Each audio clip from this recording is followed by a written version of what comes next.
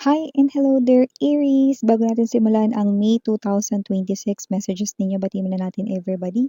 Hi and hello sa ating mga bagong viewers. My name is Yan, returning Istam buyers. Thank you sa inyong walang sawang love and support for me. At kung di nyo pa notes, meron pa tayong other channel link down below lang sa ating description box. So if interested, i-click lang yan para makarating kayo dun. Araw-araw ay nag-upload tayo ng collective readings for all signs din there. At yun nga, wala tayong gender dito, babae, lalaki, LGBT, lahat ay welcome. Possible din magpalit ang roles kasi general reading ito and at the end of the day, lahat ay may free will na free mong gamitin anytime, anywhere. Okay, cross-watchers ni Aries, welcome ka rin. May Aries placement sa natal/birth chart, welcome din kayo. Just take only what resonates. So, Archangel Michael, thank you so much, Angel Guides. Can we get messages para kay Aries, May 2026? Aries messages for May 2026. May 2026 for Aries.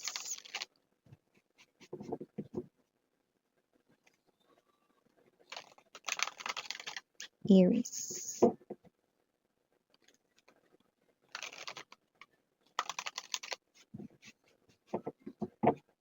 Okay, let's see the energies. Aries, meron kayo rito ang energy ng Seven of Spades.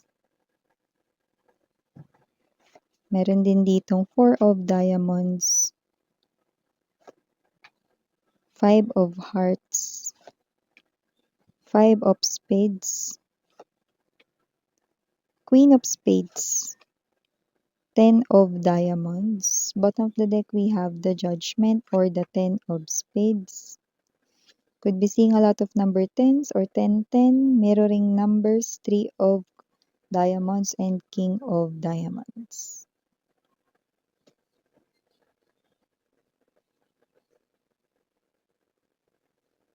Okay, so Aries, na nakikita ko rito, mukhang kung ikaw man ay may ka-in relationship ngayon, mayroon ako nakikita rito may posible ritong manggulo or sumira rito na relationship ninyo. Pero parang hindi ko bet yung ano niya kasi parang trip niya lang, yan oh.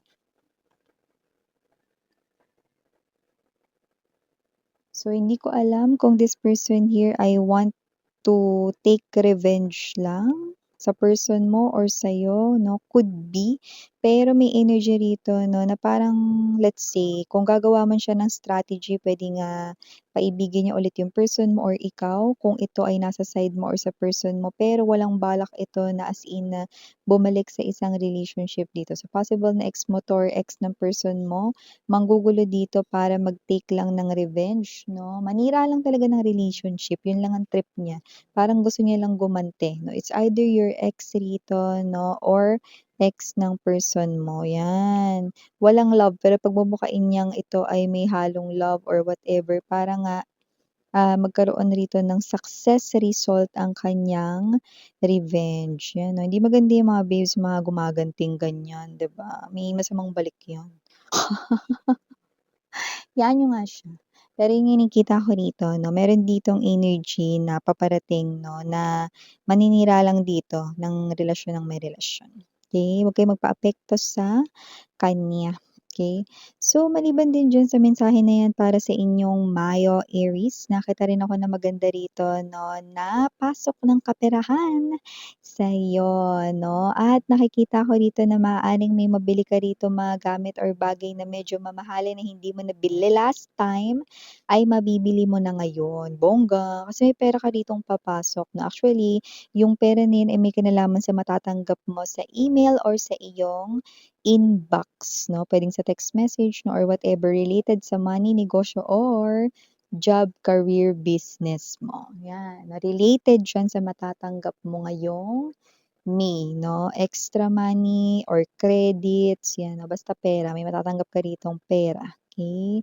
Or iba-iba naman ang ways ni universe para ipadala sa'yo, okey, etong pera na 'to na nakikita nating money energy, okey? Walang ibang direksyong pupuntahan kundi ang direksyon mo, 'yan. So, nakita rin ako ng energy rito 'no, na isa pa ritong energy na iba naman ito, pero parang isa ring entremetida. May energy rito, Aries, ng meron ditong may utang sa'yo, okey. Ang taong ito ay hindi ko alam, puwedeng utang na pera 'yan, 'yun naman ang normal sa life ng tao, 'di ba? Pero kung sino man 'tong energy na 'to, Aries, 'no, nakikita ko rito na itong energy na 'to, ang galit pa rito dahil hindi mo raw naiintindihan ang sitwasyon niya. Siguro parang nabanggit mo sa kanya 'no, parang sinisingil mo siya dun sa hiniram niyang pera 'no, pero parang sinasabi niya rito na hindi ka nakakaintindi sa sitwasyon niya. Plus nakikita ko rito halos matabunan na nga ng lupa, eh, sa tagal yung utang niya rito, eh, 'no, tapos ikaw pa yung hindi makaintindi. 'Di ba, hindi niya rin alam yung pinagdadaanan mo, 'di ba? Pero siyempre dahil nanghiram siya ng pera sa'yo dapat ibalik niya yun, 'di ba? Obligasyon niya yun, hindi yung sasabihin niya pa rito na hindi mo siya naiintindihan, yun 'no, pinagkakalat niya pa sa iba, yun ang nakikita ko dito with the Five of Spades, yun 'no. Pero siyempre para sa'yo hindi naman importante kung anong sasabihin ng iba, 'di ba? Pero itong person na 'to sa kanya manggagaling yun, okey, kung ano yung umiikot or nagsi-circulate dito na balita, yan 'no.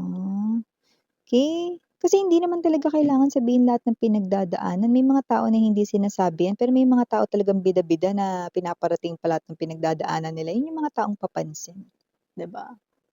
Okey, pero kapagka ganyan na tinatago alam mo minsan kapagka parang napupuno ka na dun ka lang nakakapagsalita, 'di ba? Tapos ikaw pa yung masama.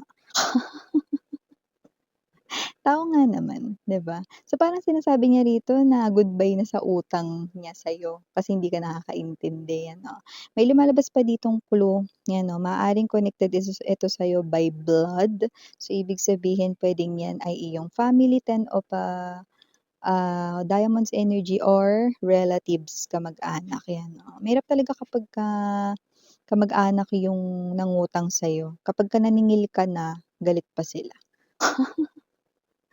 Okay, moving forward, iba namang mga mensahe with the Five of Hearts energy. Nakakita ko dito ng energy na posibleng meron dito na ire-reject mo ang kanyang feelings. Yan, na possible na may gusto sa'yo itong person na 'to, Aries 'no, pero maaaring hindi mo siya gusto, na nagiging honest ka lang or baka naman kasi yun nga, hindi mo siya type 'no, or wala kang feelings for him or her na mas maganda na parang i-turn down mo na lang kaysa parang maisip niya pa 'no na pinapa-fall mo lang siya no, or pa-fall ka lang, mga ganyan 'no. So maganda rito na parang, didiretsahin mo na siya rito 'no, pero nakikita ko rito nice ka pa nga, eh, 'yan 'no. Kasi mga gagamitin mo ritong pante-turn down sa kanya ritong, feelings 'no. Maganda na kasing i-turn down ito 'no, kasi maaaring, mag-isip pa siya rito 'no, na posibleng pinapaasa mo lang siya, 'yan 'no. Siyempre hindi naman lahat ng may gusto sa isang tao, eh, magugustuhan rin naman, 'di ba? So, may mga times na may mga tao rin talagang nare-reject sa kanilang feelings. So, moving forward, meron pa tayong ibang mga mensahe dito, Aries. Okay, dito sa ating, Ten of Diamonds, maaaring pumasok rito ang blessing sa inyong home or tahanan, 'yan 'no. Possible din dito na aside sa blessings, posible rin dito 'no, na magkaroon rito ng good health 'no or healthy body 'no ang bawat member ng family. Maganda 'yun, At moving forward, we have here Ten of Spades energy, Judgment. Meron ditong energy 'no na posible ngayon na magsisimula ang karma ng isang person dito 'no na nakasakit sa'yo rito ng sobra sa iyong past. Possible na nagdulot rito ng trauma ang taong ito 'no in one of your past experiences at ngayon pa lang 'no na may magsisimula ang kanyang delubyo, este karma. Parang hahabulin siya dito ng monster, gano'ng klase ng feeling 'no, yung gusto niyang tumakbo sa mga problema pero wala siyang choice kundi harapin 'yun.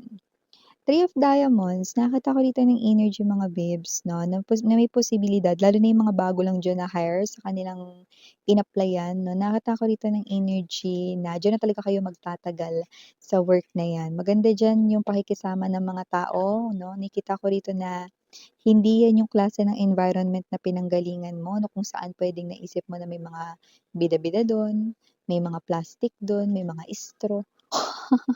Dito hindi, kapagka lumapit ka ng tulong or nag-ask ka rito ng help dahil bago ka lang 'no, approachable yung mga tao dito at friendly, 'yan 'no. So nakikita ko dito na diyan ka na talaga magsi-stay sa company na 'yan, okey. Actually meron pa nga ritong sinasabi na dahil bukod sa maganda yung benefits ng company na 'yan 'no, yung mga halos nagtatrabaho diyan ay hindi na talaga umaalis. So, baka maaaring marinig mo na, sila ay matagal na diyan na nagtatrabaho 'no, so nag-stay talaga sila, 'yan. So, at least nasa isang harmonious place ka na, better para mas makapag-work ka ng maayos, okey? So, may energy rin dito 'no, na maaaring mas lalo pang gumanda ang kaperahan mo 'no, magtutuloy-tuloy na hanggang sa pagpasok ng June tuloy-tuloy na. King of Diamonds kasi ang energy mo rito, maaaring makapag-save ka ng mas malaki 'no, pagpasok rito ng May tuloy-tuloy na, kumpara sa na-save mo last year. Oh, maganda 'yun, 'di ba? Kasi puwedeng last year palabas ang pera mo, ngayon naman papasok. Kaya naman dito ay makakapag-ipon ka ng, talagang makakapag-save ka talaga ng money. Okay, so maliban din diyan, Aries, nakita rin ako rito ng energy 'no, ng someone na posibleng kausapin kayo at humingi rito ng pabor. Hindi naman kailangan laging umuo kayo sa pabor 'no, pero kung sino man 'tong energy na 'to hihingi ng pabor, maaari mo daw kasi na hindi ito matanggihan dahil ka-close mo siya or naniniwala siya rito 'no na yung favor na hihingin niya rito 'no ay o-oo ka agad doon, 'yan. Pero siyempre kagaya ng sinabi ko sa inyo, tingnan niyo mabuti. Kasi parang dito nakikita ko parang pagtapos mong marinig yung pabor na yun, hindi ka kaagad makakasagot, eh, okey lang 'yan, okey, okey lang 'yan. Pag-isipan mabuti, hindi naman kailangan oo agad, eh, porket ka-close mo, okey? Kaysa naman ikaw yung malagay sa alanganin, 'di ba? So pag-isipan mong mabuti, Aries, okey lang 'yan kahit hindi agad sumagot 'no, maiintindihan naman niya basta paintindi mo na lang. Ngayon kapagka pinaintindi mo din niya pa rin naintindihan, ibig sabihin sarili niya lang yung kanya ritong iniisip talaga, eh, 'no. Kasi nakikita ko rito may chance na kaya ritong papatigil ka, hindi ka kaagad makakasagot kasi puwedeng nakita mo yung sarili mo na, "Ay teka parang hindi sa'kin masyadong pabor 'yun or parang alanganin sa'kin 'yun." 'Di ba? So, 'wag mong ilagay yung sarili mo sa alanganin dahil lang ka-close mo yung hihingi ng pabor 'no, not all the time, okey? Not all the time na, o-oo ka kahit ka-close mo, okey?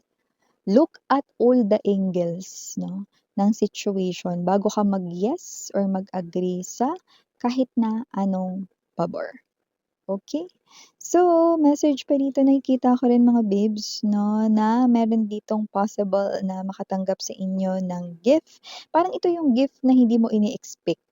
Like let's say 'no, parang nagpunta ka lang sa mall or whatsoever 'no, and then ikaw yung hindi mo alam ikaw pala yung pang ganitong customer na pumasok 'no, eh, yung gano'n palang bilang ng customer na meron pala silang gift, 'di ba? So, parang meron akong nakikitang gano'n dito sa inyo, wow, 'di ba? So, whatever the case maybe kung ano yung ibibigay, yun yung parang bibilhin or isasama mo rin sa bibilhin mo. Kunyari sabihin natin, pumasok ka sa isang mall, ikaw pala yung pang 100 or sa isang boutique ikaw pala yung ika-100 na pumasok dun 'no, okey. So, nakita ko dito na may mare-receive ka like let's say 'no, meron palang package para sa sabon ta's yung sabon na yun din yung sabon na ginagamit mo 'no, ta's ang dami pang laman nun, may iba-iba pang mga parang mga ano dun, so nakatipid ka na, may iba pang mga kasamang freebies, 'di ba? So, parang bawas din yun sa gastos mo, 'di ba, may mga iba pang nakasalit na kasama. Yes, ang ganda. So, maliban din diyan, Aries, nakita rin ako ng energy rito 'no, na meron ditong, parang friend mo 'no, kung saan ishi-share niya rito ang kanya ritong mga parang yung mga nangyari sa kanya 'no, sa work this past few, months 'no. Kasi parang ang tagal niyong hindi nagkita personally 'no, at hindi rin naman kayo gano'n ka-chikadora sa chat 'no. Actually, itong person na 'to ay parang madalang mo lang talaga siya nakikita personally 'no, pero ikukuwento niya rito yung mga parang mga nangyari sa kanya sa work, this past few months, so magkikita kayong dalawa 'no. So nakikita ko dito na parang mare-replenish yung energy mo kasi kung sino man yun parang ewan ko, ka-close friend mo ba yun, best friend mo 'no, or someone na alam mo yung kakwentuhan mo talaga, yung parang 'pag nagkwentuhan kayo, talagang enjoy na enjoy ka 'no, so gano'ng klase ng feeling yung nakikita ko rito, ayan. New love, yes meron tayong new love dito para sa'yo kung nag-aabang ka, single Aries.